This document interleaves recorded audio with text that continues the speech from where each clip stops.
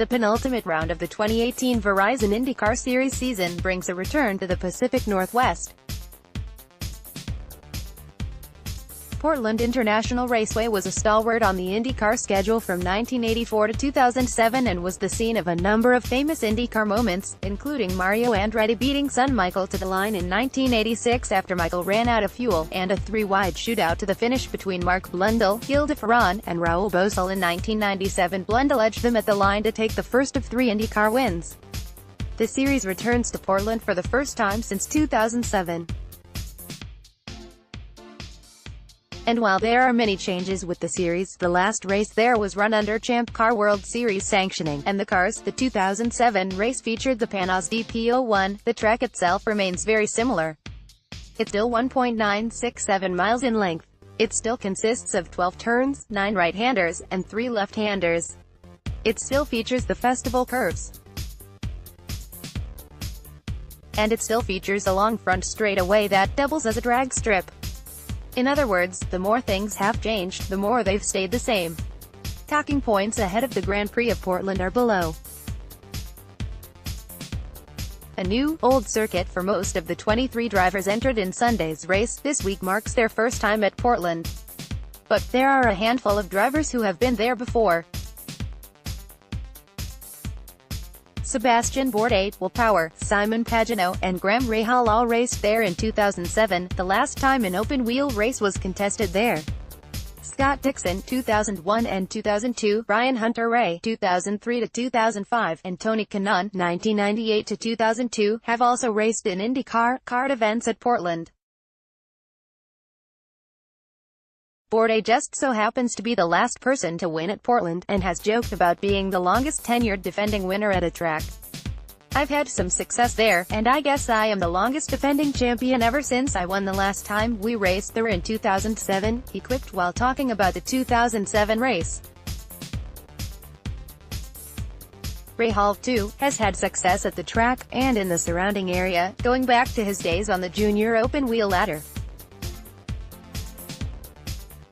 Portland, Oregon, June 9. Graham Rahal drives his.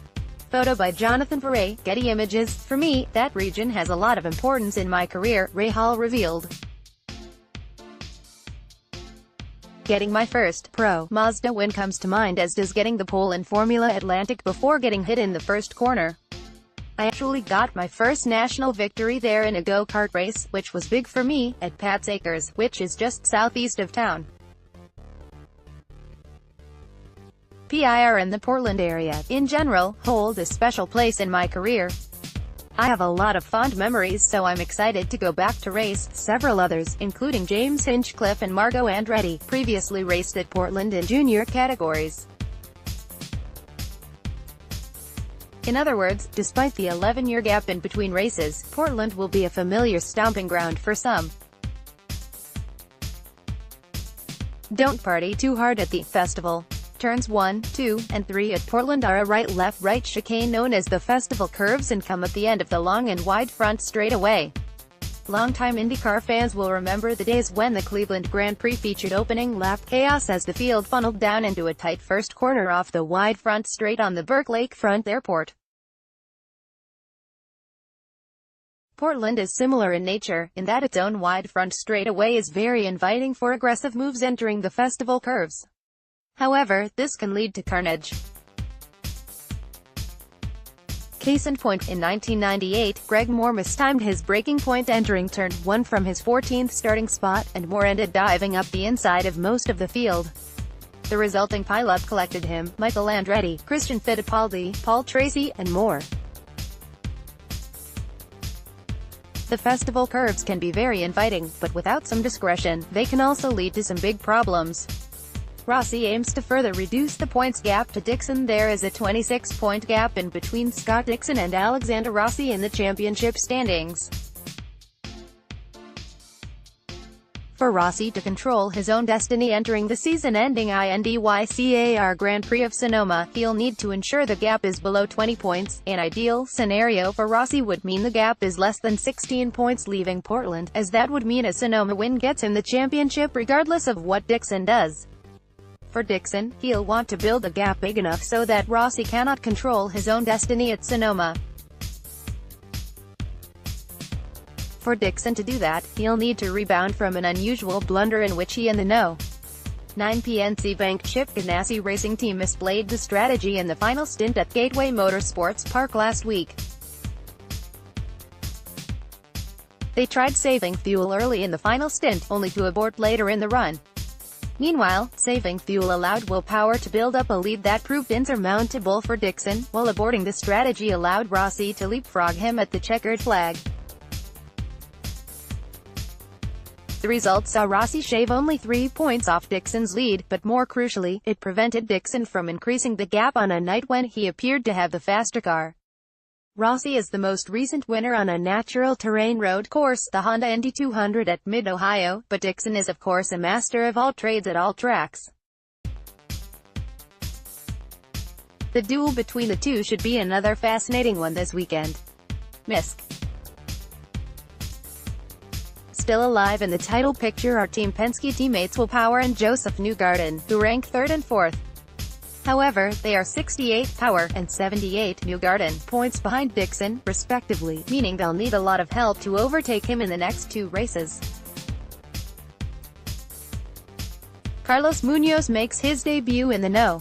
6 Lucas Oil Honda for Schmidt-Peterson Motorsports this weekend, subbing for Robert Wickens. Munoz will also be in the car at Sonoma.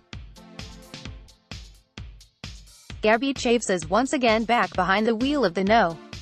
88 Chevrolet for Harding Racing. Santino Ferrucci returns to Dale Coyne Racing this weekend, piloting the number 39 Clydell Honda. The final word, from points leader Scott Dixon, who has 2 finishes of 7th in a pair of starts at Portland. We have 2 races to go now and the points battle is tight, which is what you've come to expect in the Verizon IndyCar Series. I enjoy racing everybody in the field, and it's always tough when it comes down to the wire. Everybody at this level is extremely competitive, and you do everything you can to try and get a race win. It's no different week in, week out. It's been quite a while, but I'm looking forward to Portland this weekend. The goal is to get the PNC Bank car up front and win. You still need as many points as possible, with Sonoma being double points. Anything can happen in this series, and it usually does. Here's the IndyCar weekend schedule, at track schedule, all times local, Friday, August 31, 10:45 a.m. PT 11:30 a.m., 1:45 to 2:30 Eastern Time, Verizon IndyCar Series practice. ET 6:35 p.m., Verizon IndyCar Series practice. IndyCar.com, live, Saturday, September 1st, 11:10 a.m. PT 11:55 a.m., 2:10 p.m. Eastern Time to 2:55 p.m., Verizon IndyCar Series practice. ET, qualifying for the Verizon P1 Award, 3 rounds of knockout qualifying *** airs on NBCSN at 4:30 p.m. PT, 7:30 p.m. Eastern Time, same day delay *** Sunday, September 2nd, 11:30 a.m.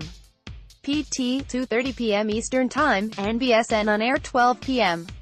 PT, 3 p.m. ET, the Grand Prix of Portland, 105 laps. Here's the top 10 from 2007, the most recent Portland race. 1. Sebastian Bourdais 2. Justin Wilson, pole 3. Robert Dornbos 4. Will Power 5. Alex Tagliani 6. Dan Clark 7. Tristan Gomendy 8. Simon Pagenaud 9. Graham Rahal 10. Paul Tracy follow at Kyle Levine.